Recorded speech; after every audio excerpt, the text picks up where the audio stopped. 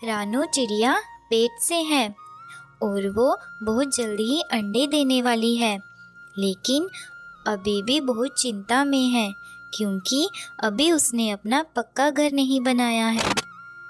मुझे जल्दी से अपना पक्का घर बना लेना चाहिए।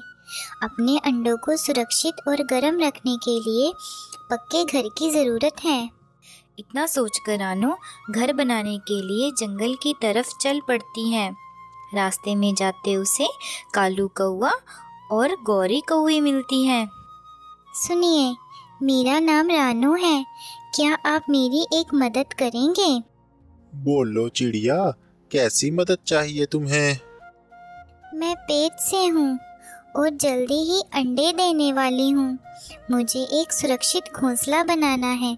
उसके लिए मुझे एक सुरक्षित जगह की तलाश है। क्या आप मुझे बता सकते हैं यहाँ पर सुरक्षित जगह कहाँ पर है? हाँ, मुझे पता है। आप यहाँ से सीधी चली जाओ, आपको वहाँ पर बना बनाया घर मिल जाएगा। उस घर में कोई भी नहीं रहता है, आप वहाँ पर जाकर रह सकती हो। क्या आप सच कह रही हैं? अगर मुझे बना बनाया घर मिल जाए तो मेरी सारी चिंता ही खत्म हो जाएगी। इतना कहकर रानो वहाँ से चली जाती है। गौरी, तुमने उस चिड़िया को चील के घर का पता क्यों दे दिया? कालू जी, आप भी सीधे हो।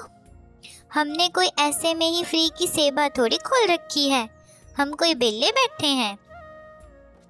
रानो चिड़िया गौरी के बताए घोंसले के पास आ जाती है। चील घर में नहीं था। यह तो बहुत ही बड़ा घर है, अब मैं अंदर जाके देखती हूँ। रानो अंदर जाकर घोंसले में बैठ गई। थोड़ी देर बाद चील वापस आ गया। वो देखता है घोंसले का दरवाजा तो खुला है। वो समझ गया कि उसके घर के अंदर कोई घुस गया है। अरे ओ चिड़िया, तुम्हें क्या अपनी जिंदगी प्यारी नहीं जो तुम मेरे घोंसले में आ गई? अरे चील, ये तुम्हारा घोंसला है, मुझे पता नहीं था। मैं पेट से हूँ, अंडे देने वाली हूँ। मैं अभी यहाँ से चली जाती हूँ। अंडों की बात सुनकर चील के मुंह में पानी आ जाता है। तुम अंडे देने वाली हो? मुझे पहले क्यों नहीं बताया? तुम यहाँ चिड़िया आराम से रहो, तुम्हें यहाँ पर कोई खतरा नहीं है। थोड़े दिन बाद चिड़िया ने अंडे दे दिए। चिड़िया अपने अंडों से बातें कर रही होती है। ठंड भी बढ़ रही है, मुझे अब अपना खुद का घोंसला बना लेना चाहिए। दूसरी तरफ गौरी ने भी 2 अंडे दिए थे। कालू जी, उस रानो का कोई अता पता नहीं चला। चील ने उसके साथ क्या किया होगा? यह सब देखने के लिए कालू और गौरी वहाँ आ जाते हैं और वे अंदर जाकर देखते हैं तो रानो अपने अंडों के साथ घोंसले में बैठी थी। चील किसी काम से बाहर जंगल में गया था। रानो चिड़िया को देख गौरी देखती ही रह जाती है। रानो चिड़िया, क्या तुम जिंदा हो? तुम्हें चील ने खाया नहीं? आओ गौरी भाभी, आओ। आप इतने दिन बाद यहाँ आए? जो मैंने पूछा उसका जवाब दे चिड़िया। रानो उन्हें बताती है चील उसका अच्छा दोस्त है। चील उसके और उसके अंडों की पूरी देखभाल करता है। यह सब सुनकर गौरी बहुत हैरान होती है। सोचने लगती है, अगर चील हमारा दोस्त बन जाए तो जंगल के सारे पंछी हमसे डरेंगे और फिर मुझे खाने पीने की भी कोई कमी नहीं आएगी। गौरी टूनी चिड़िया को उसके अंडे लेकर वहाँ से निकाल देती है। गौरी भाभी, तुमने ये मेरे साथ अच्छा नहीं किया। अब मैं अपने अंडों को लेकर कहाँ जाऊंगी? बेचारी चिड़िया अब कुछ कर भी नहीं सकती थी। थोड़ी देर बाद चील घोंसले में लौट आता है। आओ चील, आओ। वो चिड़िया कहाँ पर है? आपस में बातें करते करते गौरी के अंडों से 2 बच्चे बाहर आ जाते हैं। चील, आज से तुम हमारे दोस्त हो। नन्ही चिड़िया को मैंने यहाँ से भगा दिया। चील गुस्से में गौरी और कालू की खूब धुनाई करता है क्योंकि उसने चील के सारे प्लान पर पानी फेर दिया था। चील को ना तो अंडे खाने को मिले और ना ही चिड़िया का नरम मांस। दूसरी तरफ रानो ने अच्छा सा घोंसला बनाकर पूरा कर लिया था और उसके अंडों से बच्चे भी बाहर आ गए थे। चिड़िया और उसके बच्चे हंसी खुशी अपने घर में रहते हैं। वहीं पास के जंगल में कालू कौवा के यहाँ बड़ा हादसा हो जाता है। उसकी बेटी खाना बनाते हुए पूरी तरह से जल जाती है। घर वाले उसे जला हुआ देखकर बड़ी परेशान थे। नीम हकीम हर जगह की दवा उसकी करा चुके थे, लेकिन कोई भी उसके चेहरे और हाथों को ठीक नहीं कर पा रहा था।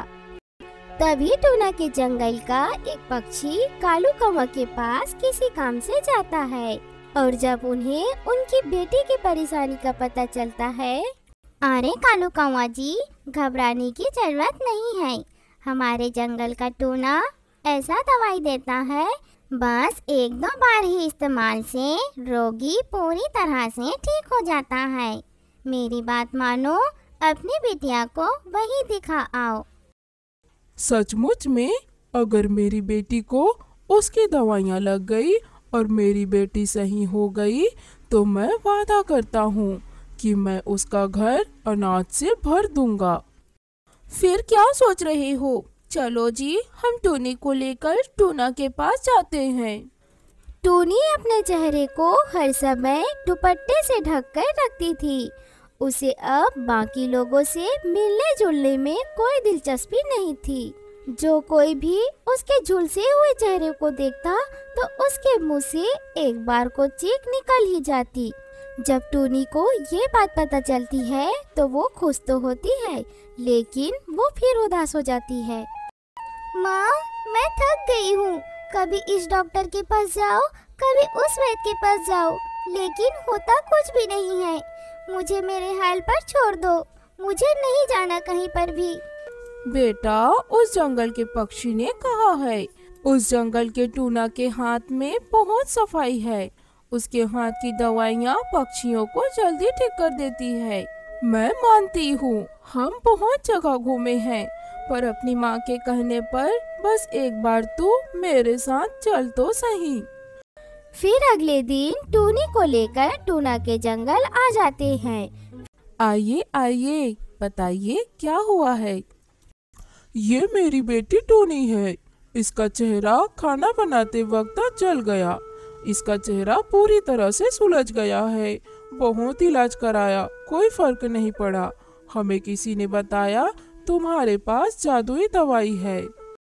अगर आप इसी तरह दुपट्टा लपेट कर बैठे रहेंगी तो मैं कैसे देख पाऊंगा कि आपका चेहरा कितना जला हुआ है तथा आपको क्या दवाई देनी है।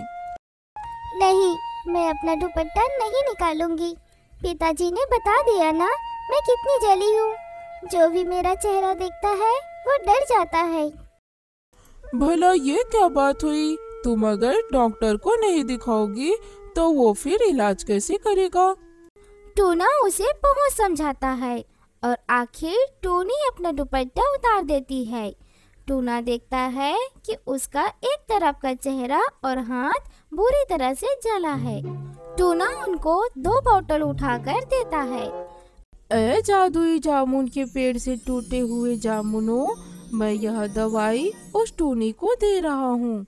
टूनी को जल्दी से अच्छा कर देना। तुम्हारा बहुत बहुत धन्यवाद।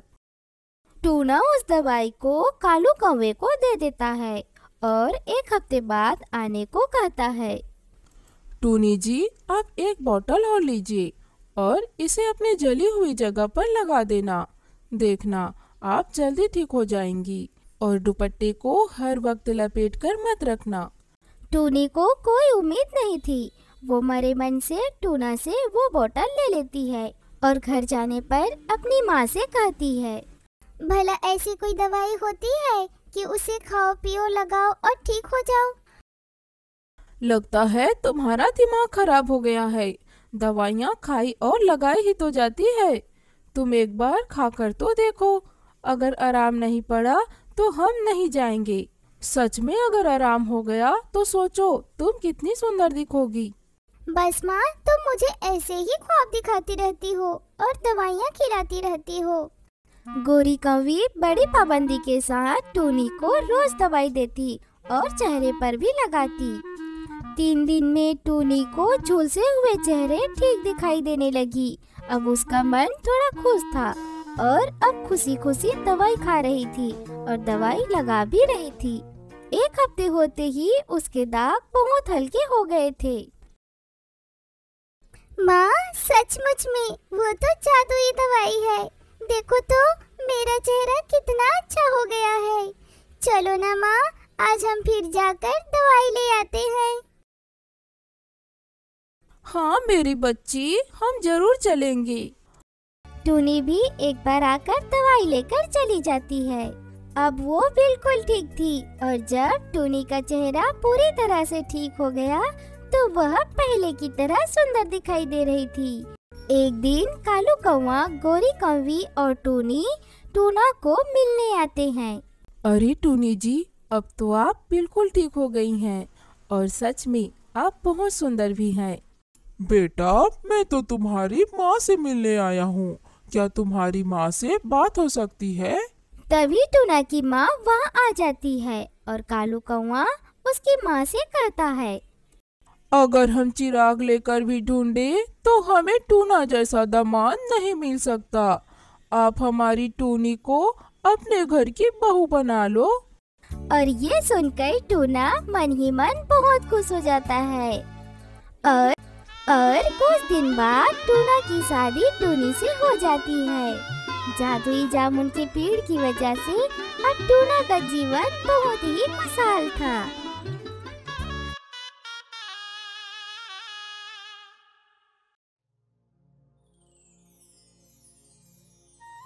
जंगल में रानो नाम की चिड़िया चूड़ियाँ बेचने का काम किया करती थी। अपने बच्चों की खुशी और पालन पोषण के लिए रानो बहुत मेहनत किया करती थी। चाहे ठंड हो या फिर जोरों की बारिश, रानो घर घर जाकर चूड़ी बेचने का काम किया करती थी। उसी जंगल में गौरी के पति कालू की बहुत बड़ी चूड़ियों की दुकान थी। इसीलिए सारे पंछी कालू की दुकान से चूड़ियाँ खरीदा करते थे। एक दिन रोज की तरह रानो चूड़ी बेच रही थी। चूड़ी ले लो, चूड़ी, रंग बिरंगी चूड़ी। आओ बहन, चूड़ी ले लो। तभी दूसरे जंगल से आई मीठी चिड़िया रानो के पास आती है। सुनो रानो मौसी, मुझे लाल रंग की चूड़ियाँ दे दो। ठीक है। तभी वहाँ पर गौरी आ जाती है। सुनो मैडम जी, आप यहाँ से चूड़ी क्यों खरीद रही हो? मेरे पति की बड़ी चूड़ियों की दुकान है। वहाँ पर आपको अलग अलग डिजाइन की चूड़ियाँ मिल जाएंगी, वो भी भारी डिस्काउंट के साथ। अच्छा, फिर तुम रहने दो चिड़िया, मैं इनकी दुकान से चूड़ी खरीद लूंगी। गौरी उस चिड़िया को अपने साथ लेकर जाती है। बेचारी रानो कुछ कर नहीं सकती थी। ऐसे ही दिन बीत रहे थे। एक दिन रानो के पास एक भी ग्राहक नहीं आया। रानो चिड़िया उदास हो जाती है। तभी उसके पास गौरी आ जाती है।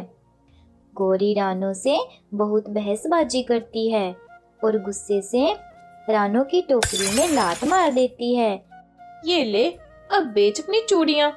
ऐसा कहकर गौरी कौवी वहाँ से चली जाती है। बेचारी रानो चिड़िया अपनी टूटी चूड़ियों को देखकर रोने लगती है। हे भगवान, ये सब क्या हो गया? अब मैं अपने बच्चों को कैसे पालूंगी? मेरे पास तो इतने पैसे भी नहीं हैं कि मैं दोबारा से चूड़ियाँ खरीद सकूं। रानो दुखी मन से घर चली जाती है।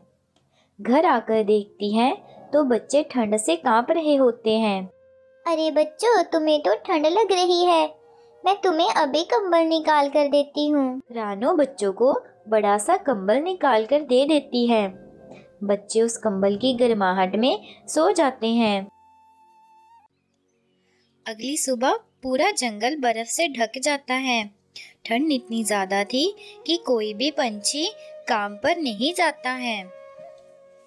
उसी रात दूसरे जंगल से भूखी और ठंड से कांपती चील अपना रास्ता भटक जाती है और वो सीधा कालू के घर का दरवाजा खटखटाती है। इस वक्त कौन है इतनी ठंड में जो हमारा दरवाजा खटखटा रहा है? ऐसे बोल ही रही थी गौरी, तभी चील उसके सामने आ जाती है। चील, तुम इतनी रात गए, यहाँ क्या कर रही हो? ठंड और रात ज्यादा हो गई है, इसलिए मुझे अब यहाँ रुकना होगा। पर चील, इतनी ठंड में हम कहाँ जाएंगे? मुझे भूख भी बहुत लगी है। इतना सुनते ही गौरी और कालू घर छोड़कर वहां से जंगल में आ जाते हैं और सोचने लगते हैं कि इतनी ठंड में कहाँ जाया जाए। कालू को एक रास्ता दिखाई देता है। जंगल में इस वक्त रानो मौसी ही मदद कर सकती है, लेकिन गौरी रानो के घर जाने में आनाकानी करती है। जैसी तुम्हारी मर्जी, मैं तो जा रहा हूँ रानो मौसी के यहाँ। कालू रानो मौसी के घर आ जाता है और गौरी पीछे पीछे। रानो मौसी, दरवाजा खोलो, मैं कालू। कालू, गौरी, तुम इतनी रात गए, यहाँ क्या कर रहे हो? जल्दी से अंदर आ जाओ। रानो मौसी दोनों को जल्दी से एक गरम कंबल और एक एक कप चाय देती है। फिर कालू सारी घटना रानो मौसी को सुनाता है। कोई बात नहीं कालू, ये भी आप ही का घर है। गौरी अंदर ही अंदर रानो मौसी से माफी मांगने को हो रही थी, पर उसकी हिम्मत नहीं हो रही थी। हिम्मत करके गौरी, मौसी, मुझे माफ कर दो, मैंने आपके साथ बहुत बुरा बर्ताव किया है। कैसा बुरा बर्ताव, मुझे भी बताओ। कोई बात नहीं गौरी, रात गई बात गई, मैंने तो कब का भुला दिया है वो सब। फिर गौरी सारी बात कालू को बताती है कि कैसे उसने रानो मौसी की सारी चूड़ियों को तोड़कर बेकार कर दिया था। गौरी, तुम इतना गिर सकती हो, मैंने कभी नहीं सोचा था। तुम्हें तो मुझे अपनी पत्नी के। अगली सुबह रानो कालू की दुकान पर काम करने जाती है और शाम को कालू रानो को उसके बदले में उसकी पगार दे देता है। इस तरह रानो को काम भी मिल जाता है और वह अच्छे से अपने बच्चों का पालन पोषण करना शुरू कर देती है। टूना अपने रोजी रोटी के लिए दूसरों के खेतों में काम किया करता था।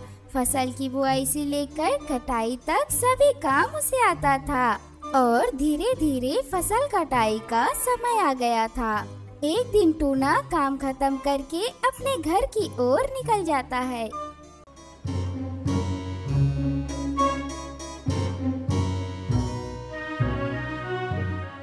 अरे टूनी, कहाँ है?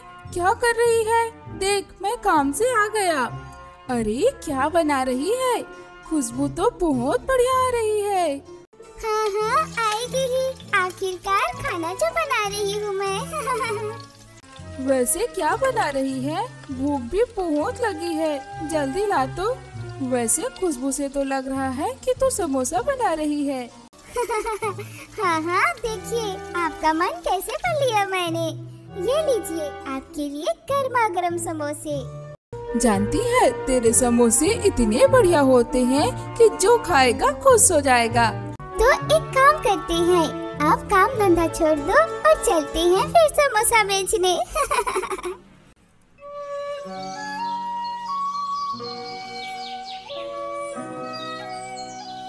अगली सुबह टूना अपने खेत के लिए निकल जाता है और खेत में जाकर देखता है तो उसके खेत पर बहुत भीड़ लगी होती है।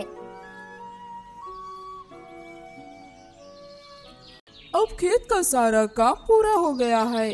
अब आप लोग को काम में आने की जरूरत नहीं है। मैं फसल की कटाई मशीन से कराऊंगा। आप लोग अब दूसरा काम ढूंढ लो। मगर सेठ जी, अब हम क्या काम करेंगे? यही तो हमारी रोजी रोटी थी। आप ही हमें कुछ काम दे दो। मैं काम तो दे सकता हूँ, पर मुझे तुम लोगों की जरूरत नहीं। तुम लोग अब अपना काम ढूंढ लो, जाओ यहाँ से। फिर सब पक्षी वहाँ से चले जाते हैं। टूना भी उदास मन से वहाँ से घर चला जाता है।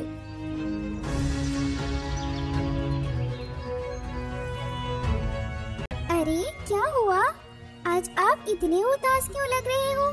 और इतनी जल्दी घर कैसे आ गए? तुम पहले पानी लाकर दो, मेरा गला बहुत सूख रहा है। हाँ ला रही हूँ, पर बताइए तो सही, हुआ क्या है? खेत का काम पूरा हो गया। अब सेठ जी ने सभी को अपना अपना काम ढूंढने के लिए बोल दिया। वो फसल की कटाई मशीन से करेंगे। अब काम नहीं मिलेगा, घर कैसे चलेगा अब? अरे आप उदास मत होइए, हम दोनों काम करेंगे, धीरे धीरे सब अच्छा हो जाएगा। अब तो लग रहा है तुम जो मजाक में बोल रही थी वही काम करना पड़ेगा। तुम समोसा बनाना और मैं बेचूंगा। अरे हाँ, ये तो अच्छी बात है, इसमें बुरा क्या है? चलो हम यही काम करते हैं। तुम ठीक बोल रही हो, तो अब मैं सामान लेकर आता हूँ और हम कल से ही समोसे बनाना शुरू कर देंगे। फिर टूना समोसे के लिए सामान ले आता है और टूनी समोसे बनाना शुरू कर देती है और टूना समोसे को बेचने चला जाता है। आइए आइए, गर्मा गर्म समोसे खाइए, चटपटे समोसे, मसालेदार समोसे खाइए। आइए आइए। अरे देखो तो, यह समोसे वाला नया लग रहा है, पहले तो इसको यहाँ कभी नहीं देखा था। हाँ हाँ चलो जाकर देखती हैं इसके समोसे कैसे बने हैं। कैसे दिए समोसे? एक पीस के 5 रुपए, खाओगे तो खाते रह जाओगे। अच्छा ऐसी बात है, तो लाओ दो समोसे, यदि अच्छा नहीं लगा तो पैसे नहीं मिलेंगे।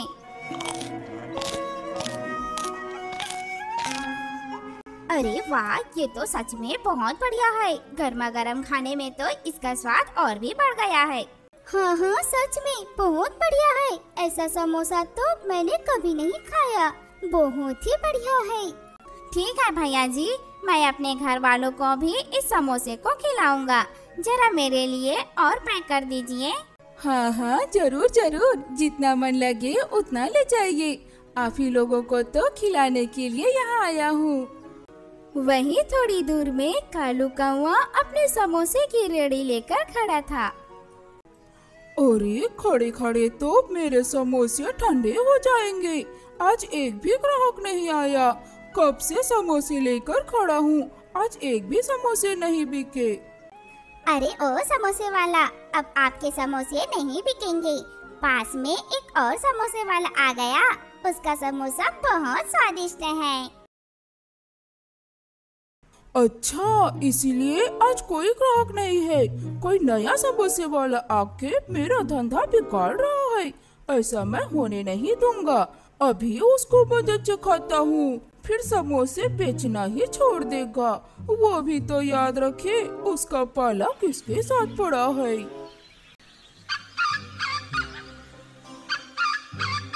इधर टूना घर जाके सारी कमाई टूनी को देता है।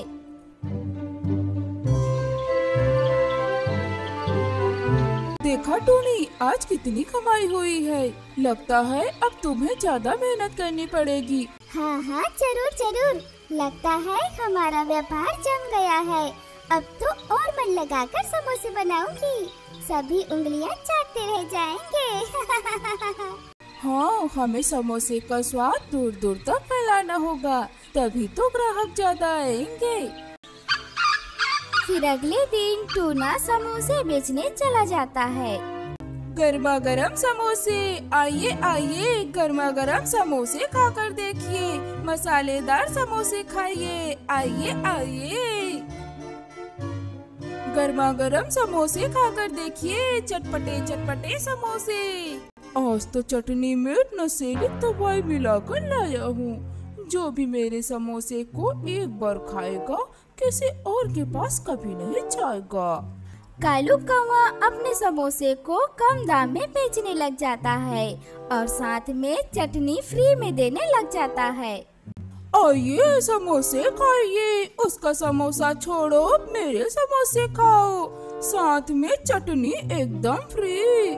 जो नहीं खाए मेरा समोसा वो पछताए हमेशा। अरे क्या बात है, समोसा स्पेशल चटनी के साथ दे रहे हैं, वो भी एकदम फ्री। हाँ हाँ चलो आज उसी के पास खा कर देखते हैं। धीरे धीरे कालू के ग्राहक बढ़ने लग जाते हैं। सभी उसी के पास समोसे खाने के लिए जाने लगते हैं और टूना के पास कोई भी ग्राहक नहीं जाता। ये क्या, आज समोसे बेचे बिना ही आ गए? अरे नहीं टूनी, अब लग रहा है हमें अपना काम बंद करना पड़ेगा। अरे अचानक क्या हो गया? सब तो बढ़िया चल रहा था, फिर क्यों बंद करेंगे? थोड़ा सा ही बिक्री हुआ था कि पास में ही कालू कौवा समोसे लेकर आ गया। सभी ग्राहक उसी के पास चले गए। अब मैं क्या करता? लेकिन उस कालू कौवे के पास ऐसा क्या है जो सब उसी के पास जा रहे हैं? अरे वो समोसे के साथ स्पेशल चटनी दे रहा है और पता नहीं उस चटनी में ऐसा क्या है कि एक एक चिड़िया 4-5 समोसे खा जा रहे हैं। क्या एक चिड़िया 4-5 समोसे खा रहे हैं? हाँ, लग रहा है कालू ने चटनी में कुछ मिलाया है, तभी सभी चिड़िया 4-5 समोसे खा रहे हैं। वरना एक चिड़िया इतना समोसे कैसे खा सकते हैं भला? अरे आप उदास मत होइए, अगर हम सच्चे मन से काम करेंगे तो ऊपर वाला हम पर जरूर कृपा करेंगे।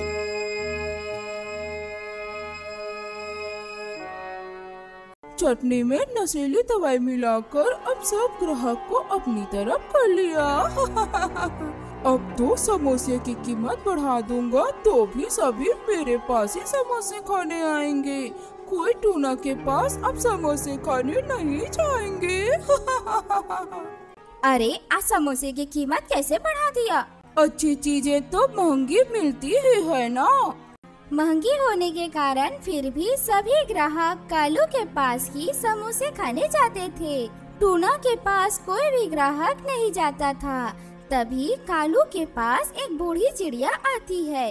अरे ओ बेटे, एक समोसा तो देना जरा, बहुत जोरों से भूख लगी है, कुछ दिनों से कुछ नहीं खाई हूँ। अरे ओ दादी, पहले पैसे दो फिर समोसे का स्वाद लो। पर मेरे पास तो पैसे नहीं हैं। तो चली जा यहाँ से, पता नहीं कहाँ कहाँ से चले आते हैं फ्री में खाने वाले, बुढ़िया कहीं की। बूढ़ी चिड़िया टूना की तरफ जाने लगती है। क्या हुआ दादी माँ, लग रहा है आप बहुत भूखी हैं। हाँ बेटा, पर मेरे पास पैसे नहीं है जो समोसे खरीद सकूं। तो क्या हुआ दादी माँ, आप ऐसे ही खाइए, पैसे नहीं लगेंगे। ये लीजिए समोसे खाइए। पर तुम्हारा तो वैसे भी समोसे नहीं बिके हैं, मुझे खिलाकर अपना नुकसान क्यों कर रहे हो? अरे दादी माँ, भूखे को खाना खिलाने में कैसा नुकसान, आप समोसे खाइए। तभी अचानक वहाँ पर चिड़िया पुलिस आ जाती है। वो रहा, पकड़ो पकड़ो, उस समोसे वाले को पकड़ो, कहीं भागने ना पाए। अरे पर मैंने किया क्या है? चटनी में नशीली दवाई मिलाकर खिलाते हो। तुम जिससे नशीली दवाई लेते हो वो पकड़ा गया है और सारी जानकारी हमें बता दिया है। पकड़ो इसको। ओ, तभी इसके समोसे खाकर मेरा सिर भारी भारी लगता था, ये बात है। हाँ, मेरा भी पेट बहुत जलता था, अब पूरी बात समझ में आई। अरे भाई, इससे अच्छा तो टूना का समोसा बढ़िया है। चलो चलो उसी के पास चलते हैं। और फिर से टूना के पास सभी ग्राहक लौट आते हैं। इस प्रकार टूना के सच्चे मन से काम करना और उसकी मेहनत के दम से उसका समोसे का व्यापार और बढ़ जाता है।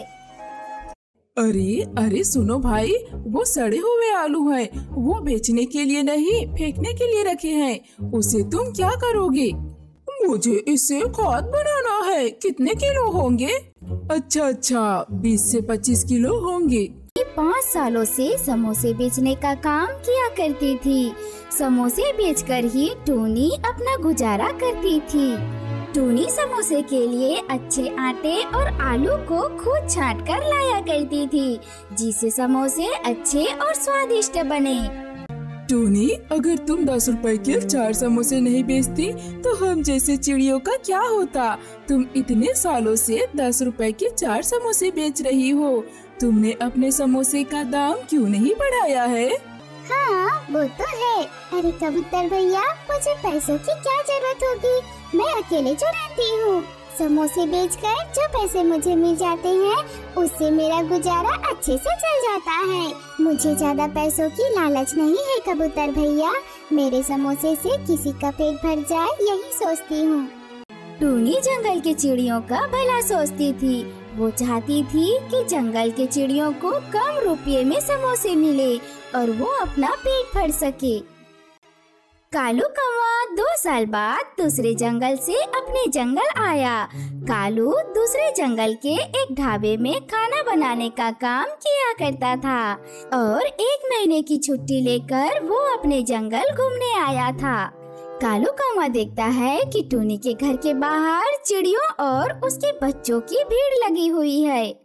अरे यहाँ इतनी भीड़ क्यों लगी है, जाकर देखता हूँ। टूनी घर में समोसे बनाकर उसे घर के बाहर ही बेचती थी। चिड़ियों की भीड़ समोसे खरीदने के लिए लगी थी। अरे इतने कम दाम में समोसे, मुझे भी खाकर देखना पड़ेगा। कालू कौवा भी समोसे खरीद लेता है। समोसे तो उतने खास भी नहीं है, पर इतनी भीड़ क्यों लगी है? लगता है सभी चिड़िया समोसा सस्ता होने के कारण इतने चाव से खा रहे हैं, इसीलिए भीड़ लगाए हुए हैं। अगर मैं भी टूनी से सस्ता दाम में समोसा बेचूं तो? कालू कौवे के दिमाग में कुछ खुरापाती चल रहा था। वो भी समोसे बेचने का काम करना चाहता था। कालू कौवा किराना दुकान के पास जाता है और सस्ते से सस्ता आटा खरीदता है। उसके बाद कालू आलू वाले की दुकान के पास जाता है। उसके पास से कालू सस्ते और गले हुए आलू खरीदता है। अरे अरे सुनो भाई, वो सड़े हुए आलू हैं, वो बेचने के लिए नहीं फेंकने के लिए रखे हैं। उसे तुम क्या करोगे? मुझे इससे खाद बनाना है। कितने किलो होंगे? अच्छा 20 से 25 किलो होंगे। अच्छा तो कितने पैसे हुए इन सब के? अरे इससे क्या पैसे लेने, वैसे भी इन्हें मैं कुछ दिनों बाद फेंकने वाला था। तुम जो दाम देना चाहते हो दे दो। कालू 20 रुपए देकर वहाँ से खुशी खुशी चला जाता है। कालू कौवा घर आकर सस्ते आटे और सड़े हुए आलू से समोसे बनाता है और फिर वो अपने घर के बाहर एक टेबल लगाता है और फिर उसी के ऊपर समोसे बेचने लगता है, और वो भी 1 रुपए में 1 समोसे। 1 रुपए का समोसा, आओ आओ जल्दी आओ, 1 रुपए का समोसा खाओ। इससे सस्ता समोसा कहीं नहीं मिलेगा। जल्दी आओ समोसे खाओ, 1 रुपए का समोसा, आओ आओ। सभी चिड़िया टूनी का समोसा छोड़कर कालू कौवे के पास जाने लगते हैं। क्या तुम सच में 1 रुपए का समोसा बेच रहे हो? अरे हाँ भाई हाँ, आपने सही सुना, 1 रुपए का समोसा। जल्दी जल्दी ले लो नहीं तो खत्म हो जाएगी। गर्मा गर्म ताजे ताजे है मेरे समोसे। अच्छा तो ठीक है, मुझे 20 रुपए के 20 समोसे दे दो। हाँ भाई अभी देता हूँ। और मेरे लिए 40 का पैक कर दो। मेरे लिए भी 30 का दे दो। अरे हाँ सबको मिलेगा, पर एक एक करके, थोड़ा सब्र रखो, सभी को मिलेगा। चिड़ियों को समोसे के स्वाद से कोई मतलब नहीं था, उन्हें तो बस सस्ता समोसा चाहिए था। कुछ ही देर में कालू के सारे समोसे खत्म हो गए। टूनी के पास कोई भी समोसे लेने के लिए नहीं आता है। तभी टूनी एक चिड़िया से बात करती है। आज कोई भी चिड़िया समोसे खाने नहीं आए, आखिर कहाँ गए हैं सब? अरे टूनी, तुम्हें नहीं पता, कालू जब से आया है तब से समोसे बेचना चालू कर दिया है, वो भी 1 रुपए का 1 समोसा।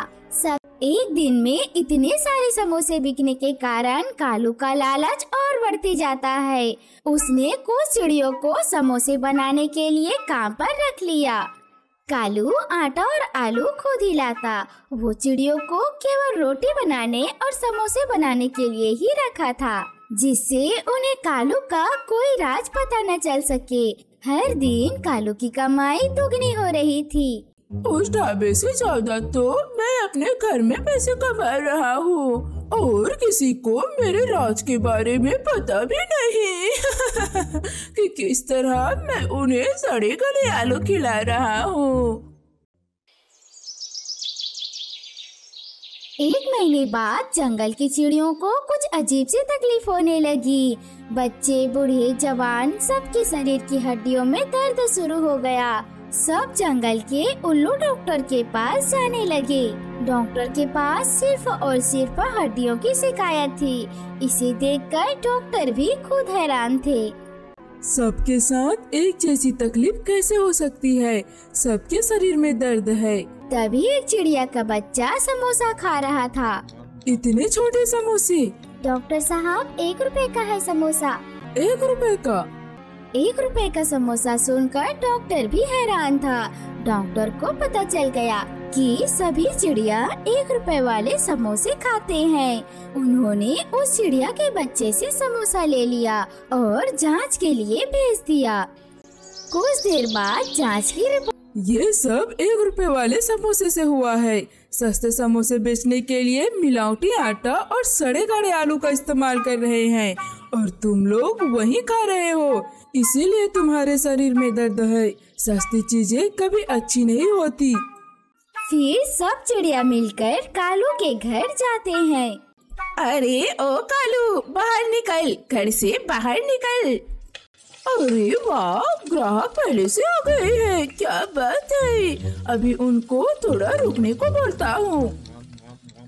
रुको, अभी समोसा बना नहीं है। समोसा बनने में अभी समय लगेगा, बाद में आना। कमीने, हमें मिलावट वाला समोसा खिलाता है। हाँ, इतने दिनों से तू सड़े गले आलू खिला रहा था। अरे इसे बात क्यों कर रहे हो? मारो इसे।